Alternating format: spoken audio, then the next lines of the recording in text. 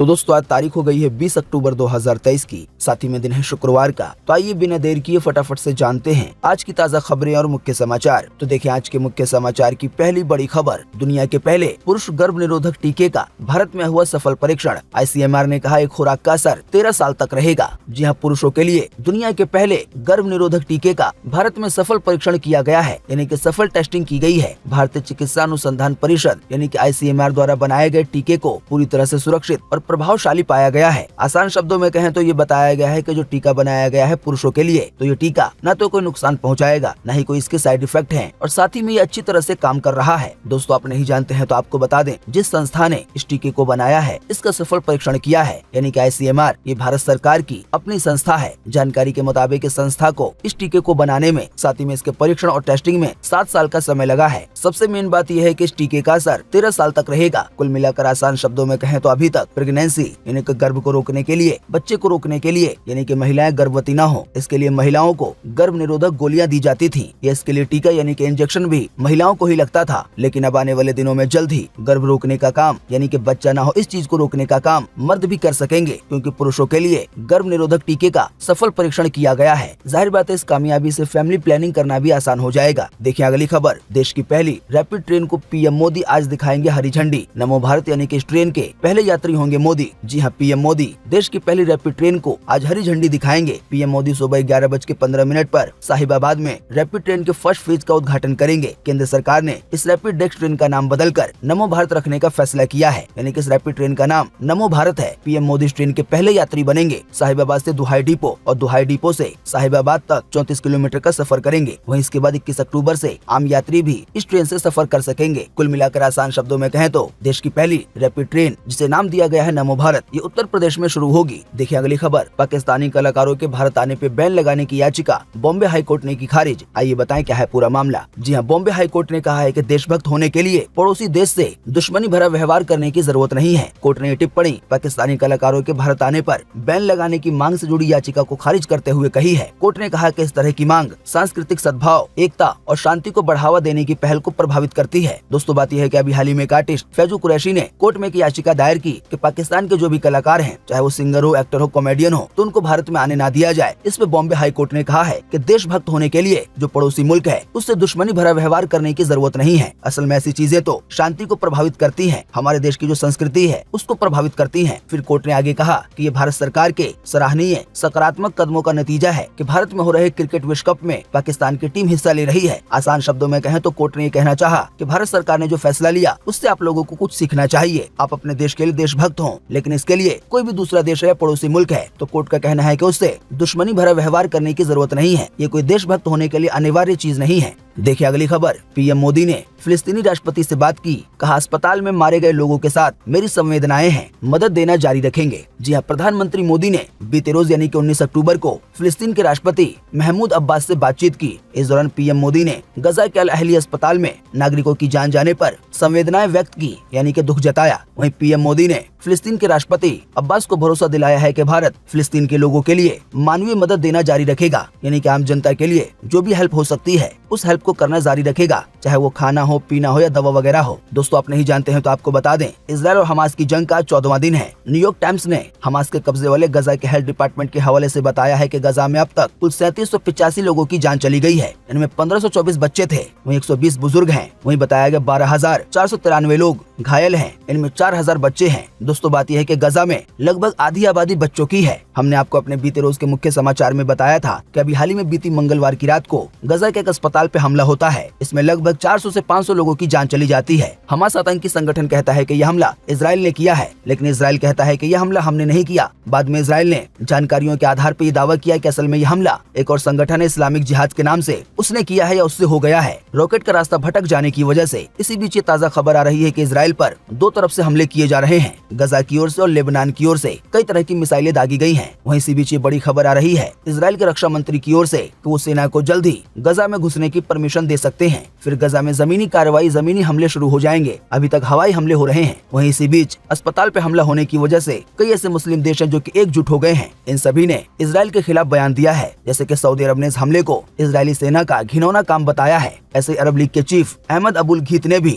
इस हमले को शैतानी मानसिकता बताया है। हालांकि परेशानी यह है कि अस्पताल पे जो हमला हुआ है उसकी कोई जांच नहीं हो पाई है स्वतंत्र तरीके से कि आखिर वो हमला हमास से हुआ है या किसी दूसरे संगठन से हुआ है या यह हमला इजराइल ने किया है। लेकिन कई मुस्लिम देशों को शायद ऐसा लगता है कि यह हमला इजराइल ने ही किया है। हालांकि अभी तक इसके कोई ठोस सबूत नहीं मिल पाए हैं। ऐसे ही अस्पताल के हमले को लेकर इराक की सरकार ने भी इजराइल के खिलाफ बयान दिया है। बात की जाए तुर्की की, जिसको टर्की भी कहते हैं, तो उसमें जगह जगह पे प्रदर्शन हो रहे हैं। साथ ही में अस्पताल हमले को लेकर मिस्र में भी प्रदर्शन हो रहे हैं। वैसे बताया जाता है कि मिस्र में प्रदर्शन की परमिशन नहीं दी जाती है, लेकिन ये वाला प्रदर्शन होने दिया जा रहा है। तो यही वो 4-5 मुल्क हैं जो कि खिलाफी बयान देने के मामले में एकजुट हो गए हैं। देखिए अगली खबर। दिल्ली हाई कोर्ट ने कहा अपनी मर्जी से किसी को गिरफ्तार नहीं कर सकता है ईडी, इसकी शक्तियां पावर नियंत्रित हैं। जी हां, दिल्ली हाई कोर्ट ने बीते गुरुवार को कहा है कि धन शोधन निवारण अधिनियम यानी कि पीएमएलए की धारा 19 के तहत किसी व्यक्ति को गिरफ्तार करने की प्रवर्तन निदेशालय यानी कि ईडी की शक्ति अनियंत्रित नहीं है। कुल मिलाकर आसान शब्दों में कहें तो कोर्ट ने ये कहना चाहा है कि पैसों के मामले में ईडी के पास यानी कि प्रवर्तन निदेशालय के पास अनलिमिटेड शक्ति नहीं है, बल्कि इसकी शक्ति भी एक कानून के दायरे में है। वो हर मामले में किसी को गिरफ्तार नहीं कर सकती। देखिए अगली खबर। भारत में अपने लेटेस्ट फोन बनाएगा गूगल। वहीं एक और बड़ी खबर आ रही है कि वन प्लस का फोल्डेबल स्मार्टफोन यानी कि मुड़ने वाला स्मार्टफोन लॉन्च हो गया है, जिसे नाम दिया गया है वन प्लस ओपन। जी हाँ, गूगल कंपनी को लेकर एक बड़ी खबर आ रही है। जानकारी के मुताबिक गूगल पिक्सल फोन अब भारत में भी बन सकेंगे। इसकी शुरुआत पिक्सल 8 से होगी। जानकारी के मुताबिक ये डिवाइस 2024 से बाजार में आएंगे। आसान शब्दों में कहें तो गूगल का पिक्सल 8 या पिक्सल के जो भी फोन है वो लगभग एप्पल के फोन की तरह महंगे होते हैं, लेकिन अब जानकारी के मुताबिक गूगल के ये फोन भारत में ही बनेंगे। तो इससे उम्मीद की जा सकती है कि आने वाले दिनों में इसके दाम कम होंगे और अपने देश को एक बड़ी तरक्की मिलेगी। कितनी बड़ी कंपनी का फोन भी अपने भारत में बनेगा। वैसे आप नहीं जानते हैं तो आपको बता दें, अब एप्पल के कई फोन भी अपने देश में ही असेंबल होते हैं या कई मामलों में बनाए भी जाते हैं। देखिए अगली खबर। अब एम्स अस्पताल में 359 तरह की दवाएं मिलेंगी बिल्कुल फ्री में। जेनरिक फार्मेसी की सूची में विस्तार करने की वजह से ऐसा हुआ है कि अब लगभग 359 तरह की दवाएं एम्स में बिल्कुल फ्री में मिलेंगी। जाहिर बात है इससे कई तरह के मरीजों को राहत मिलेगी। देखिए अगली खबर। बर्फबारी में दवाएं पहुँचाना होगा आसान। एक से दूसरे गाँव तक ड्रोन से भेजी जाएंगी दवाएं। अभी हाल ही में इसका पहला ट्रायल अच्छे से सफल रहा है। देखिए अगली खबर। विराट कोहली के शतक से जीता भारत। विश्व कप में 2011 से बांग्लादेश पर ये लगातार चौथी जीत थी बीते रोज। देखिए अगली खबर। दुनिया भर में भारत के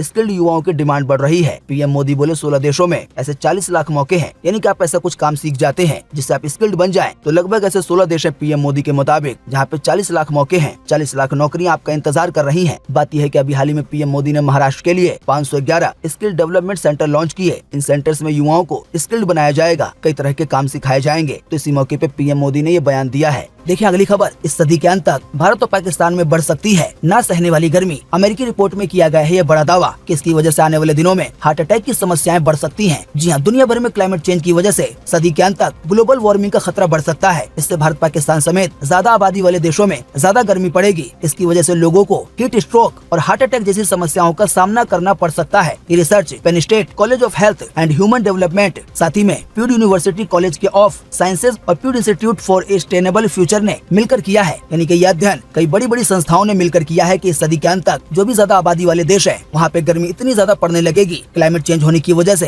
कि गर्मी सहना नामुमकिन सा हो जाएगा। इसकी वजह से हीट स्ट्रोक यानी कि गर्मी की वजह से ये जो बड़ी परेशानी होती है उसके आसार बढ़ जाएंगे, उसके मामले बढ़ जाएंगे, साथ ही में हार्ट अटैक की समस्याएं भी बढ़ जाएंगी। देखिए अगली खबर। विश्वविद्यालय और कॉलेजों में स्नातक के छात्रों के लिए इंटर्नशिप करना होगा अनिवार्य। जी हाँ, विश्वविद्यालय अनुदान आयोग यानी कि यूजीसी की नई ड्राफ्ट गाइडलाइंस के अनुसार स्नातक कोर्सेज में पढ़ने वाले विद्यार्थियों को यानी कि ग्रेजुएशन करने वाले विद्यार्थियों को अब अनिवार्य रूप से इंटर्नशिप करनी होगी, यानी कि किसी काम का अनुभव लेना ही होगा। जाहिर बात ऐसा होने से आने वाले दिनों में नौकरी जल्दी लग सकेगी। एक अच्छी इंटर्नशिप के बाद नौकरी मिलना काफी आसान हो जाता है और नौकरी में सैलरी भी कई बार अच्छी मिलती है। देखिए अगली खबर। महिलाओं के हाथ में भारत की पहली रैपिड रेल की कमान आई। लोको पायलट से लेकर ट्रेन अटेंडेंट तक सभी जिम्मेदारियां संभालेंगी महिलाएं। ये पहला ऐसा क्षेत्र होगा जहाँ पर पुरुष कर्मचारियों से ज्यादा महिलाएं होंगी, चाहे वो ट्रेन को चलाने की बात हो या कोई और जॉब करने की बात हो। देखिए अगली खबर। नेताजी का मुंह मीठा कराया तो खर्च में जुड़ेगा। कई नेताओं के लिए जारी हुआ है नया नियम। जी हाँ, मध्य प्रदेश में विधानसभा चुनाव में खर्च की लिमिट तय कर दी गई है। विधायकी के लिए मैदान में उतरने वाले नेता 40 लाख रुपए तक ही खर्च कर सकेंगे, लेकिन पाई पाई का हिसाब देना होगा चुनाव आयोग को। इसके चलते भोपाल कलेक्टर आशीष सिंह ने खाने पीने, टेंट, मिठाई, ग्राफिक्स, प्रिंटिंग, इलेक्ट्रिक, इन सभी सामान समेत कई और सामानों के रेट तय कर दिए हैं। तो नेताओं को इन सभी चीजों को ध्यान में रखते हुए आने वाले चुनाव में पैसे खर्च करने होंगे। 40 लाख रुपए से ज्यादा कोई भी नेता खर्च नहीं कर पाएगा, वो भी 40 लाख रुपए में। पाई पाई का हिसाब चुनाव आयोग को देना होगा। देखिए अगली खबर। रक्षा मंत्रालय ने की पहल, सरकारी योजनाओं का प्रचार करेगी भारतीय सेना। देश के 9 शहरों में बनेंगे सेल्फी पॉइंट। जी हाँ, केंद्र सरकार की फ्लैगशिप योजनाओं जैसे नारी सशक्तिकरण और सक्षम भारत योजना को जनता के बीच ले जाने के काम में अब सेना को भी शामिल किया गया है। रक्षा मंत्रालय ने थल सेना, वायुसेना और नौसेना के अलावा DRDO और BRO को 9 शहरों में सेल्फी पॉइंट्स बनाने को कहा है, ताकि यहाँ पे लोग जाके फोटो लेंगे, सेल्फी लेंगे और ऐसे में जो सरकार की योजना है उसका प्रचार होगा। जो भी लोग सरकार की योजना के बारे में नहीं जानते हैं वो भी लोग जानेंगे। देखिए अगली खबर। सड़क पे दोबारा स्केटिंग करते दिखे टाइगर श्रॉफ। अपनी आने वाली फिल्म गणपत का प्रमोशन कर रहे हैं।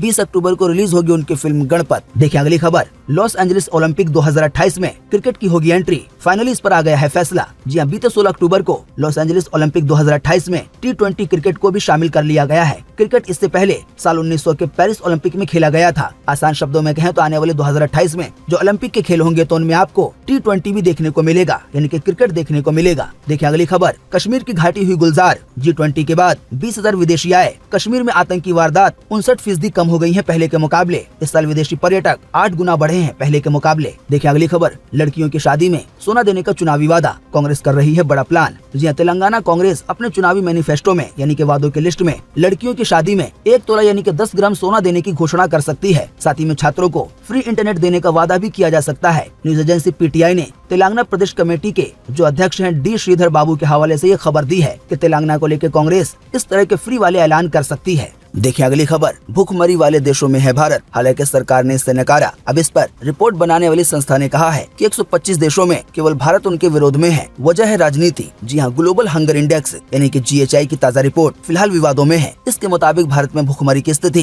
काफी गंभीर है। रिपोर्ट के मुताबिक भारत में भूखमरी के जो हालात हैं वो पाकिस्तान, नेपाल, इन सभी देशों से भी गए गुजरे हैं, यानी कि अपने देश में रिपोर्ट के मुताबिक इन देशों से भी ज्यादा भूखमरी है। हालांकि जैसे ही ये रिपोर्ट आई तो भारत सरकार ने दूसरी बार इस रिपोर्ट को नकार दिया है। अब इस पर रिपोर्ट बनाने वाली कंपनी ने कहा है कि आखिर ये विरोध क्यों किया जा रहा है भारत की ओर से। संस्था का कहना है कि हमने ऐसी रिपोर्ट 125 देशों के लिए जारी की है और भारत के अलावा किसी ने भी इसका विरोध नहीं किया है। फिर संस्था ने आगे कहा कि इसकी वजह राजनीति है। देखिए अगली खबर। PM मोदी आज 511 स्किल डेवलपमेंट सेंटर का इनॉग्रेशन करेंगे। ये महाराष्ट्र के 34 जिलों में बने हैं। हर सेंटर पर 100 युवाओं को दी जाएगी ट्रेनिंग, ताकि वो कुछ नया सीख कर एक अच्छा रोजगार पा सके। देखिए अगली खबर। भोपाल में ट्रेनर ने डॉग को फांसी पे लटकाया। 7 मिनट तक वो तड़पता रहा, फिर चली गई उसकी जान। इस मामले में अब 3 के खिलाफ केस दर्ज किया गया है। देखिए अगली खबर। फिल्म UT 69 का ट्रेलर हुआ रिलीज। शिल्पा शेट्टी के पति राज कुंद्रा ने खुद पर बनाई है ये फिल्म। इस फिल्म के जरिए उन्होंने जेल के अंदर की जिंदगी को शेयर किया है और अपनी जर्नी बताई है। देखिए अगली खबर। ICICI बैंक में अब FD पर मिलेगा ज्यादा ब्याज। फिक्स डिपॉजिट पर ज्यादा से ज्यादा अब 7.65% तक का रिटर्न मिल सकेगा। नई ब्याज दरों की जानकारी आपकी स्क्रीन पर दिखाई जा रही है समय की अवधि के हिसाब से। तो दोस्तों, उम्मीद करते हैं कि आज की इस वीडियो से आपको काफी कुछ जानकारी मिली होगी। हम बस इसके बदले में आपसे इतना ही चाहते हैं कि आप इस वीडियो को लाइक कर दें और शेयर कर दें, क्योंकि आपका लाइक और शेयर करना ही होता है हमारी मेहनत का फल। वीडियो देखने के लिए आपका बहुत बहुत धन्यवाद। Thanks for watching.